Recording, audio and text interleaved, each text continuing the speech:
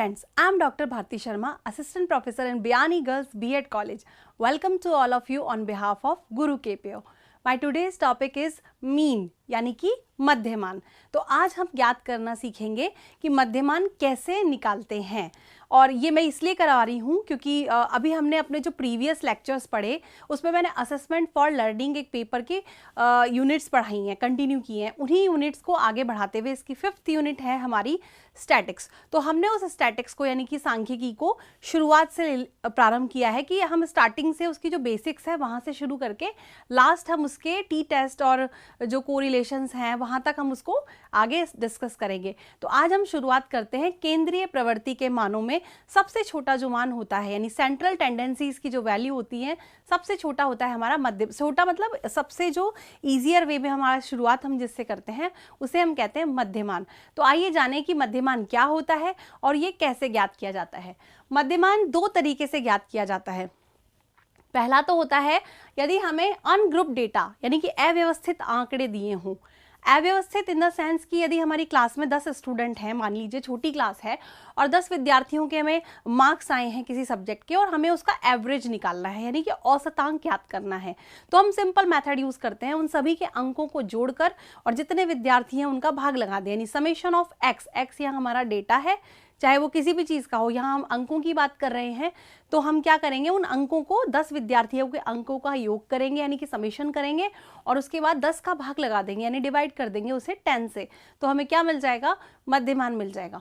दूसरा होता है हमारा ग्रुप्ड यानी कि यदि हमें व्यवस्थित आंकड़े दे रखे हों, जब क्लास की संख्या बहुत ज़्यादा में हो और मार्क्स भी वेराई कर रहे हों, बहुत सारे मार्क्स बार बार रिपीट हो रहे हों, तो हम उन्हें आवृत्तियों में कन्वर्ट कर देते हैं और उसको ग्रुप में बांट देते हैं।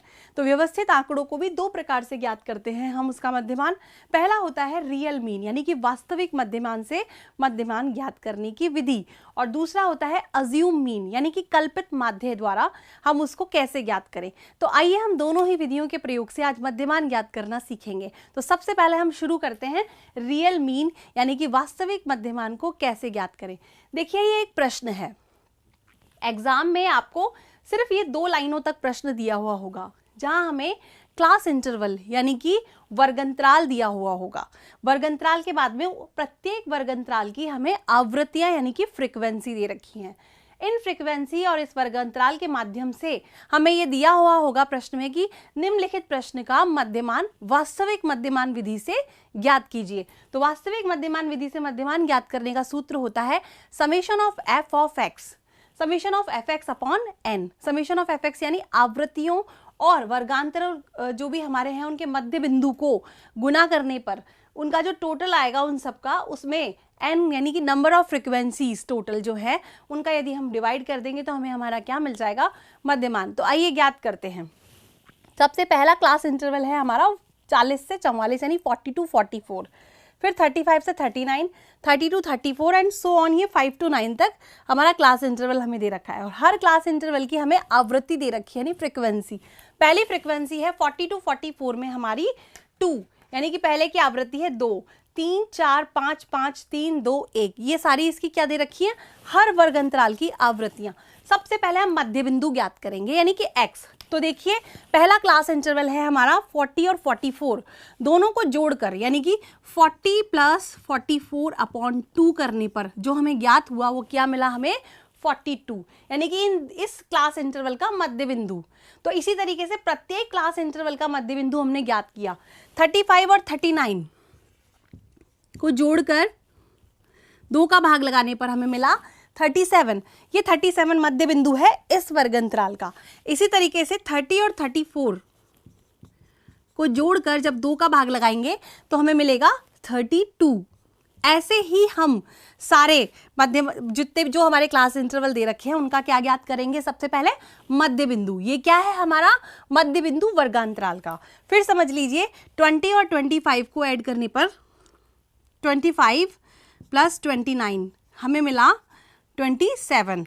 सेम जब हम 20 और 24 को जोड़कर 2 का भाग लगाएंगे तो 22 मिल जाएगा।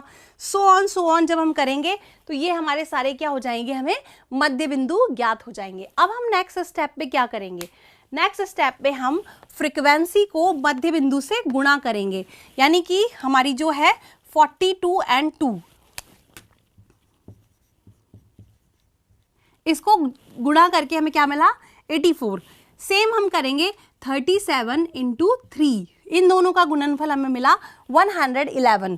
इसी तरीके से प्रत्येक मध्य बिंदु और उसके सामने दी गई आवृत्तियों को यदि हम गुणा करेंगे तो हमें क्या मिल जाएगा, fx मिल जाएगा। फिर हमें क्या करना है, अब हमें सूत्र में क्या क्या चाहिए, हमें सूत्र में चाहिए समेशन।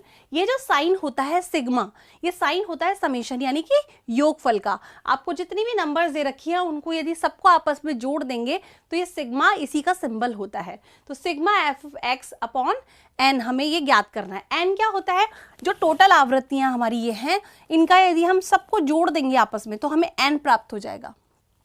ये आवृत्तियां क्या होती हैं, आवृत्तियां होती हैं कि मतलब 40 से 44 के बीच में यदि किसी के नंबर आए हैं तो वो 2 विद्यार्थी हैं जिनके 40 से 44 के बीच में नंबर आए हैं। इसी तरीके से 35 और 39 की अगर आवृत्ति 3 है, मतलब इसके बीच में आने वाले मार्क्स 3 टाइम रिपीट हुए हैं, तो टोटल कितने हैं हमारे आवृत्तियां 25। ये हमारा 25 क्या आया, एन निकल गया। अब हम इसको सूत्र में रख देंगे। ये पूरा जो हमारा एफ एक्स आया, सॉरी एफ और एक्स का गुणनफल जो हमारा आया, इसका गुणनफल का जब हमने इन सबको आपस में जोड़ दिया तो हमें समेशन ऑफ एफ एक्स प्राप्त हो गया जो कि 650 आया। अब हमें क्या करना है, इन दोनों के मान को सूत्र में रख देना है मध्यमान के। मध्यमान का सूत्र है मध्यमान बराबर summation of F X upon N, 650 upon 25 जो हमारा भाग लगाने पर आया 26। तो इस प्रकार हमने इस विधि द्वारा मध्यमान ज्ञात किया। अब हम सीखेंगे कि जो हमारा नेक्स्ट है अज्यूम मीन, इसी प्रश्न को हम उससे भी ज्ञात करेंगे और पता लगाएंगे कि क्या हमारे ये दोनों ही मध्यमान सेम आते हैं। आइए अब हम इसे नेक्स्ट जो हमारा है कल्पित माध्य कैसे ज्ञात करते हैं, कल्पित माध्य विधि द्वारा मध्यमान कैसे ज्ञात करते हैं, उससे इसी प्रश्न का दोबारा से मध्यमान ज्ञात करते हैं। जैसा कि हमारा प्रश्न वही है, ये हमें क्लास इंटरवल दे रखा है और ये सारी उसकी आवृत्तियां दे रखी है। अब सबसे पहले हमें एक कल्पित माध्य यानी अज्यूम मीन मानना है। मान लीजिए कि जो इसका मध्य बिंदु हमने जो लिया, हम ये मानकर चलते हैं कि 20 और 24 यानी कि 22 जो है हमारा अज्यूम मीन है। तो अज्यूम मीन अगर हमने 22 माना तो वो किस अंतराल के बीच में आ रहा है, वो हमारा आ रहा है 20 to 24 वर्ग अंतराल यानी कि 5 उसकी फ्रीक्वेंसी है उसके अंतर्गत। तो हम क्या करते हैं, अब हमें एक्स डैश निकालना है। यहाँ एक्स डैश क्या है, मध्यमान यानी कल्पित मध्यमान से जो विचलन है हमने उसको रैंक दी है। जो हमारा कल्पित मध्यमान था जिस वर्ग अंतराल में आ रहा है यानी कि 20 से 24 के बीच में, क्योंकि हमने मान लीजिए अज्यूम मीन हमारा 22 है, तो 22 के आधार पर हमने जिस वर्ग अंतराल में वो आ रहा है उसकी आवृत्ति को हमने दिया 0, क्योंकि यहाँ हमारा जो हमने कल्पित माध्य माना था उसे हमने क्या दी रैंक, उसका वर्ग अंतराल हमने जो मध्य बिंदु दिया उसको 0 दिया। अब हम क्या कर रहे हैं, बढ़ते हुए क्रम में देखिए ऊपर की तरफ आवृत्तियां बढ़ रही हैं और नीचे की तरफ कम हो रही हैं। 5 to 9, 10 to 14, 15 to 19 ऐसे ये बढ़ रही हैं ऊपर की तरफ और नीचे की तरफ कम हो रही हैं। तो हमने 0 से जो नीचे वाली आवृत्तियां हैं उनको दिया -1, -2 और -3, और उसके ऊपर जो बढ़ रहे हैं उन्हें हमने इसके ऊपर से first, second, third and fourth ऐसे इस तरह से हमने इनके ये जो वर्ग अंतराल का मध्य बिंदु जो हमने दिया वो इस आधार पर हमने इसको मान दिया। 0 के बाद 1, 2, 3, 4 हमने इसको विचलन इसका दिया, हमने मध्यमान का जो पॉइंट्स दिए हमने ऊपर की तरफ हमने पॉजिटिव दिए, क्योंकि ये ऊपर की तरफ बढ़ रहा है इसलिए पॉजिटिव दिए। यदि ये उल्टा होता कि मतलब 5 to 9 से ऊपर से शुरू होकर नीचे आता तो हम ऊपर वाली रैंक को देते नेगेटिव और नीचे वाली रैंक को हम क्या देते पॉजिटिव इंटीजर्स में हम उसको लिखते, क्योंकि जिस क्रम में बढ़ता है उस क्रम में हम बढ़ता हुआ मान देते हैं और जिस क्रम में कम होता है उस क्रम में हम घटता हुआ मान यानी नेगेटिव साइन के साथ देते हैं। तो 0 से जो उसके नीचे आ रही हैं उन आवृत्तियों को हमने क्या दिया, -1, -2 और -3, उसके ऊपर हमने 1, 2, 3 और 4, ये हमारा एक्स डैश आ गया। अब हमें नेक्स्ट क्या करना है, एफ और एक्स डैश का गुणनफल लिखना है, क्योंकि हमारे अज्यूम मीन का जो फॉर्मूला है वो है assume mean plus summation of F X dash upon N into I यानी कि क्लास इंटरवल, यानी हमारे यहाँ जो हमारा वर्गंतराल है वो 5 है, तो i इज इक्वल टू हमारा 5 है।